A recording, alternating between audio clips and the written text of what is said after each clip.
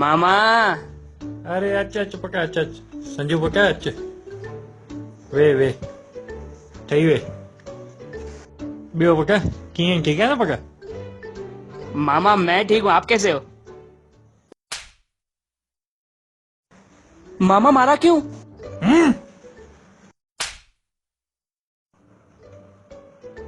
अरे मामा क्या हुआ? मुझे मार क्यों रहे हो?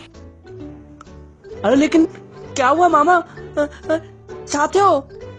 हा ईअं जेसिताईं सिंधी न ॻाल्हाईंदे तेसिताईं पियो थपूं खाईंदे। छा सम्झी? हाँ हाँ मामा, मैं सिंधी में ही बात करूंगा। हैं? मतलब मां सिंधी में ॻाल्हाईंदुमि। हा ॿियो सिंधी ॿोलीअ जो मान वधाइजे। हाँ हाँ मां वधाईंदुमि। हा ठीकु आहे। असीं सिंधी आहियूं त असां पंहिंजी सिंधी ॿोलीअ में छो नथा ॻाल्हायूं? असां हिकिड़ा सिंधी आहियूं जेके पंहिंजे ॿारनि सां घर में हिंदी या अंग्रेजी में था ॻाल्हायूं पिया। चाहे गुजराती हुजे, चाहे मराठी हुजे चाहे बंगाली हुजे, या चाहे कहिड़ी बि ॿोलीअ वारो हुजे, हर को पंहिंजे घर में पंहिंजी ॿोलीअ में ॻाल्हाईंदो आहे। त पोइ असां छो सिंधी थी करे घर में सिंधी ॿोलीअ में नथा ॻाल्हायूं? छो?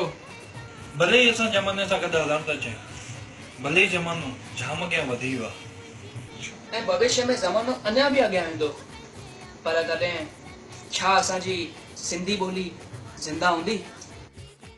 त इन करे ई सिंधी ॻाल्हायो। सिंधी ॿोलीअ जी शान वधायो। सिंधी माण्हूअ खे सिंधी न अचे इहा शर्म जी ॻाल्हि, त इहो शर्म लाहियो, सिंधी ॿोली ॻाल्हायो। जय झूलेलाल। जय झूलेलाल।